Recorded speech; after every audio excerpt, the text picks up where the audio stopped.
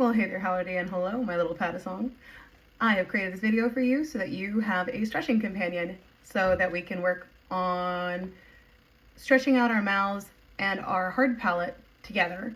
And hopefully with this, it makes it a little more routine for you so that you have somebody to do it with. So let's get started. The first one we're gonna do is, and just remember, these are gonna look a little silly. So if you do them in traffic, I find myself doing that a lot when I'm driving. I will oftentimes block my mouth if I'm no stop sign so that nobody can see me. But I do find that, I'm captive in the car, so it's faster to do it then. So the first thing we're gonna do is we're gonna go into this open mouth stretch. Now the open mouth stretch, the first thing you're gonna notice is whether you've actually warmed up your face enough to do it or not. Now what I mean by that is when you start to go into it, which is gonna look like this, you're gonna start to feel what might feel like some muscles tearing here almost. Like imagine a tissue tearing. If you just pull it, you grab it and you pull it like this, that kind of might feel like what your muscles are here. That means that isn't warmed up yet. A lot of times I'll do some vocal exercises to warm up this area, but if you don't have time for that, then literally just taking one hand and kind of pulling at the muscles and feeling them, making them move a little. Even here, remember, it's this whole area that you're using to sing, and not just like it doesn't just come from the diaphragm. You have all of these muscles that you need to use in order to sing well, really. Like, you don't want to feel tearing here. You shouldn't feel muscles tearing, and I definitely feel it a lot of times if I've started cold. I'll feel it right here, and that's no good. We don't want to do damage. That's the same reason as athletes, they do a small workout to warm up the muscle before they stretch. So same thing here, sing along to a couple songs, whatever have you, or just do the mouth mushing and then test it. Does that hurt? No? Okay, fantastic, we're there. So this first one, we're gonna open up the mouth.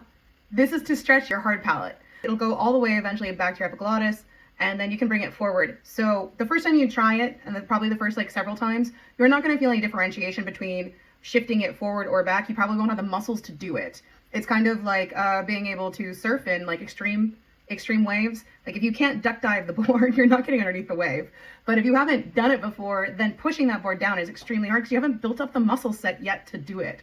So we need to start early or easy. And so here's what we're gonna do. Dropping the jaw, and we always wanna try and keep our jaw in alignment so that we're not pushing our bottom jaw forward or back. We're just literally gonna open the mouth. We're gonna try and keep the tongue, if it helps, pushing them against the back of your bottom teeth. And it's gonna look like this. Now, you're gonna start feeling that push your epiglottis up. The point of this is that it's gonna slowly open up your chamber where the sound resonates. Now, as you get used to this stretch and your muscles start to build in that area, you're going to be able to start to shift it forward and back. And I'm gonna show you kind of what that means. When I shift it forward, you're gonna notice that even my front, the front of my lips here, push a little more forward without my bottom jaw moving. And that is me shifting the muscles. So I'm gonna show you what that looks like so that you know as you practice in the future what you're looking for. So I'm gonna start from the mid position, and I do have to consciously think about this. This isn't just something that I usually do naturally, or it becomes natural when I'm singing, but when I'm stretching, it is a conscious effort. So here's what that looks like.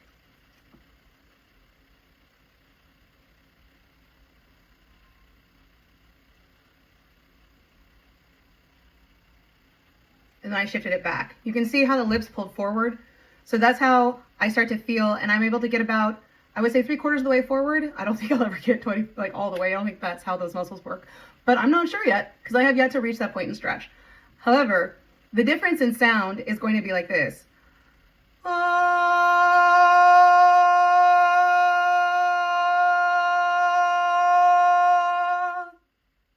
Now you can hear how it projects forward as I move the muscles forward. Of course, it's hard for you to see me do that, but you can absolutely hear with me not changing the amount of breath I'm giving it, because I can do it in reverse if I open it.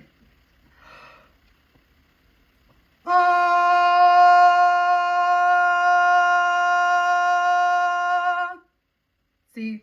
It's a very different sound, and depending on what you're going for and which vowel you're doing, which consonants you want to hit, that's going to be extremely important. So that's why we're going to stretch that. The next one is just your vocal. We're going to look like the Chinese kissing fish. We're going to push our lips all the way forward. Something we used to do as kids. Make sure that you're also not pushing your bottom jaw forward. That can absolutely be something that you're attempting to do by accident. Just be conscious of it, because you also don't want to anger your temporal mandibular joint. That's going to look like this.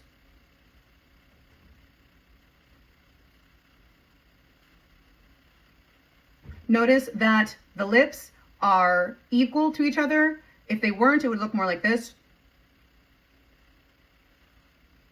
So that's not what we're going for. We want the teeth, basically you can set the teeth to each other, like close them, feel with your tongue that they're equal to each other, and then go into the motion.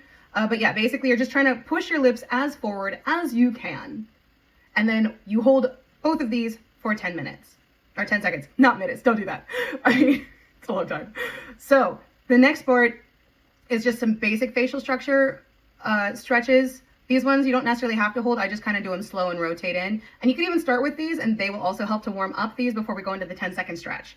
So again, this looks silly. We're just going with it. So that one's going to just look like, And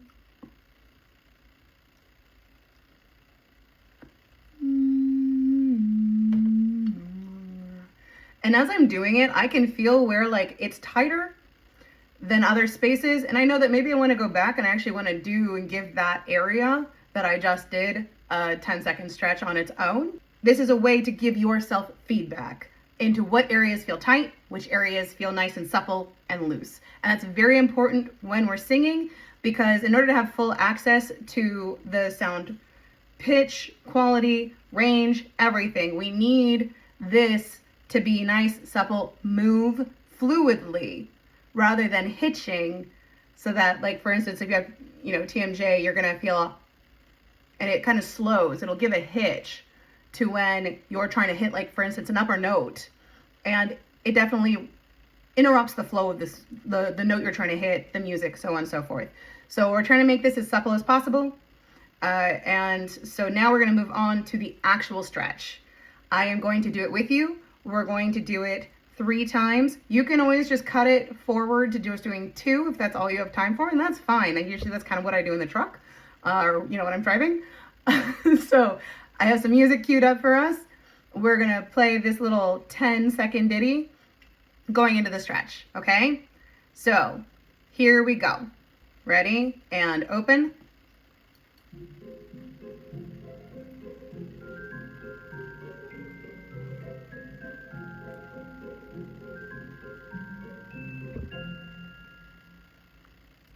Ten seconds, and forward.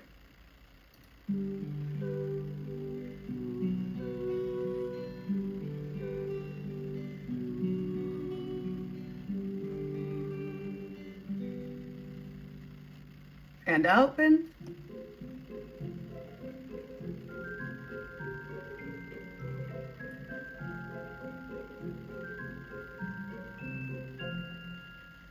And forward.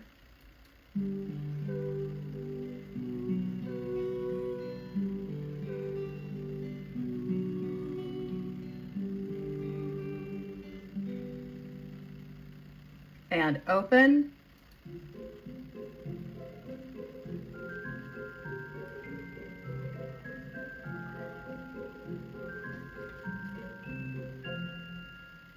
And forward.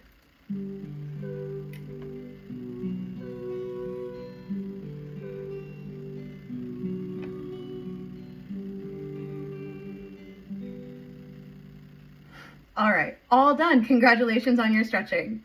I hope you will watch this anytime you need to have a video to body double to help you get continue to stretch. This is a very good thing to do at least 3 to 4 times a week if you can. Remember to do it. But I mean, honestly, anytime you're in the car is a great time.